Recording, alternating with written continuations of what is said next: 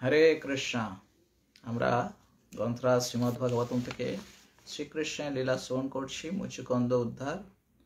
তো কৃষ্ণের সঙ্গে মুচুকুন্দ মহারাজ শ্রীকৃষ্ণের দর্শন প্রাপ্ত হয়েছেন, তার পরিচয় জিজ্ঞাসা করেছেন।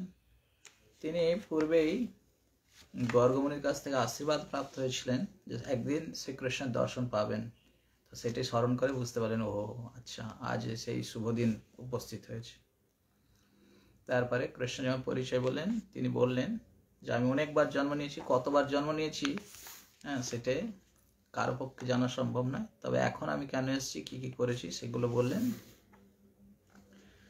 তখন বললেন, সোয়ং তব কৃষ্ণায় বাসুদেবায় দেবকী নন্দনায় চ নন্দ গোপ কুমারায় গোবিন্দায় নমঃ নমঃ গুরুবে গৌরচন্দ্রায় রাধিকা वै तदालय कृष्णाय कृष्ण भक्ताय तद्भक्ताय नमः नमः श्री कृष्ण चैतन्य प्रभु नित्यानंद श्री अद्वैत गदाधर शिवासदि गौर भक्तवृंद।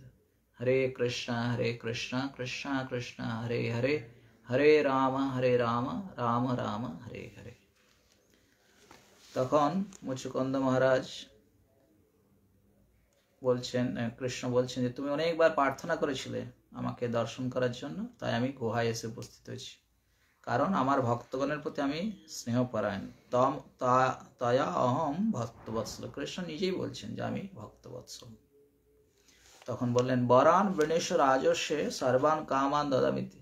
তুমি যা প্রার্থনা করবে আমি তা দিতে প্রস্তুত আছি। মাং প্রসন্ন জনকশ্চিন ভূয়র অরতি সচিত। আমি যার প্রতি প্রসন্ন হয় তার আর কোনো কিছুর শোক করার প্রয়োজন হয় না, সে তো স্বাভাবিক। শ্রী শুকোবাচ ইত্যুক্তং প্রণন্নামঃ মুচুকুন্দ মুদান্বিতা গাত্তা নারায়ণ দেব গর্গবাক্য অনুসরণম।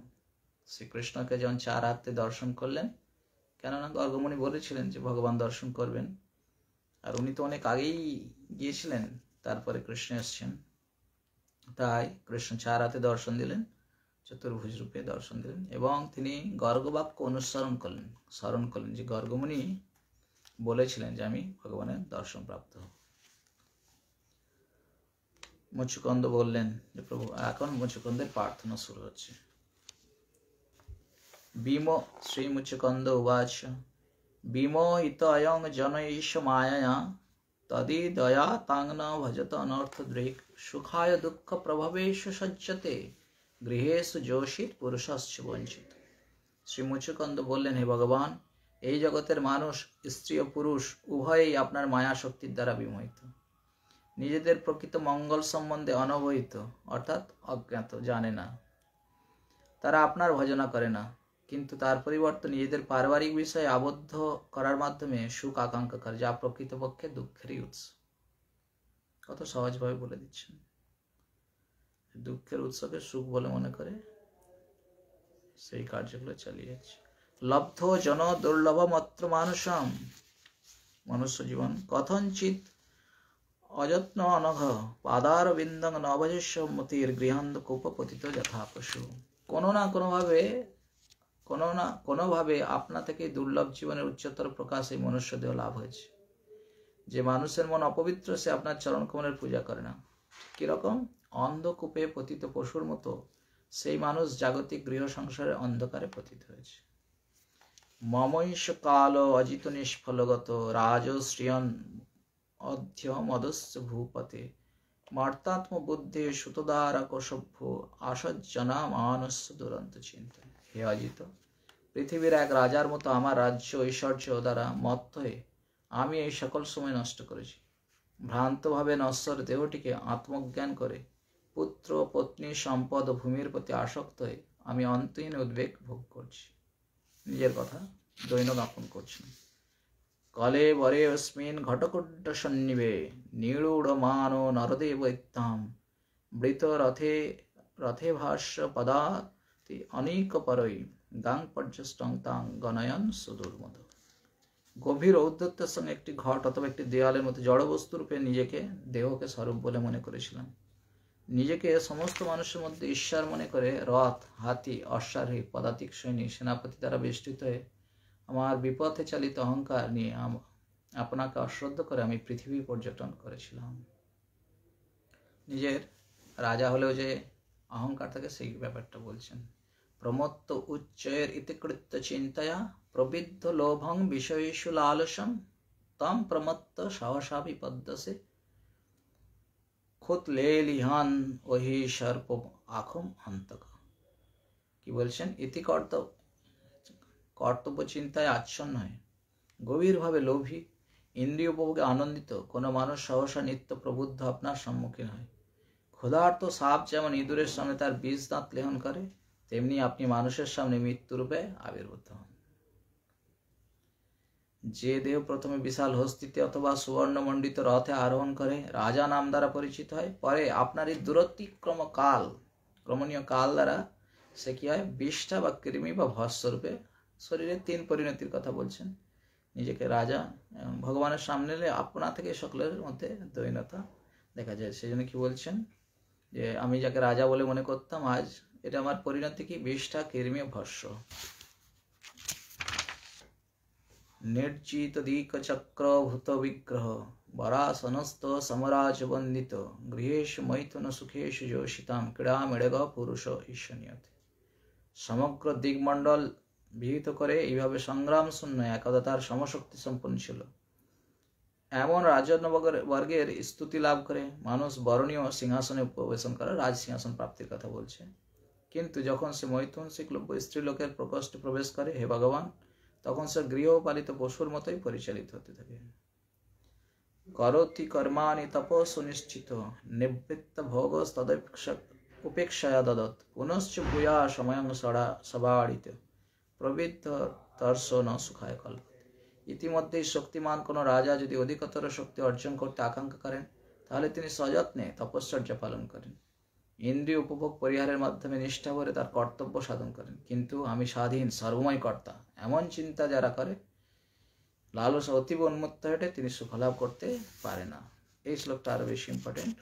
ভবাপবর্গ ভ্রমত যদা ভবে জনস্য তৈরচ্যুত সৎসমাগম সৎসঙ্গম জরি তদৈব সদ্গত পরাবরেশতই জায়তে মতি। যখন পরিভ্রমণশীল আত্মার জীব সংসার জীবন সমাপ্ত হয়, তখন কি হয়? কোন কৃষ্ণের ভক্তের সঙ্গে সান্নিধ্য লাভ হয়। হে অচ্যুত, তখন সে আপনার ভক্তগণের সান্নিধ্য লাভ করতে পারে।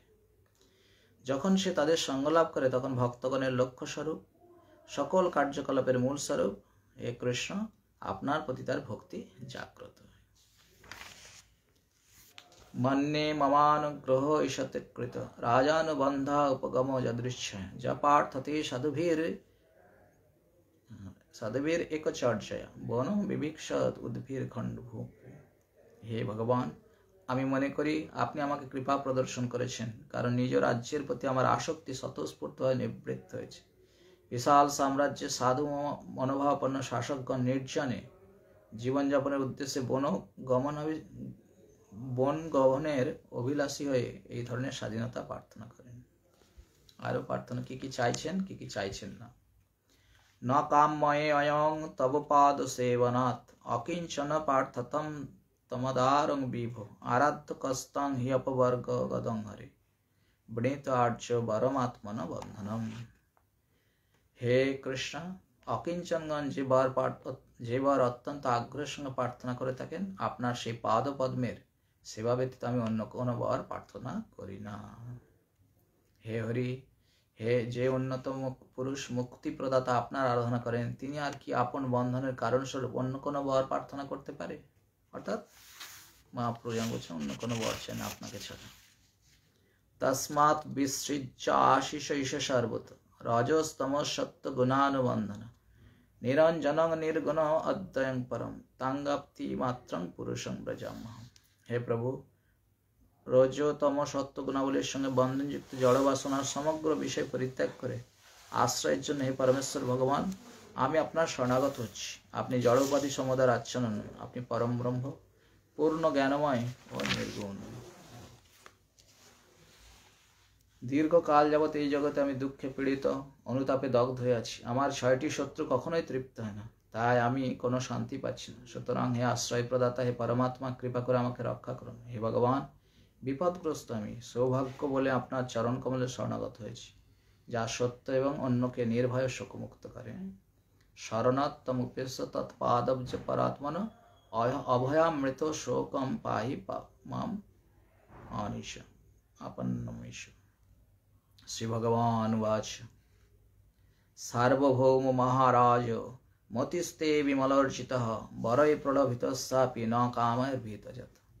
भगवान बोललेन मुचुकुंद महाराज के, हे सार्वभौम राजा महाराज, আপনার চিত্ত নির্মল বলবতী, যদিও আমি বর দ্বারা তোমাকে প্রলোভিত করতে চেয়েছি, কিন্তু তোমার মন জড় বাসনা দ্বারা আচ্ছন্ন হয়নি।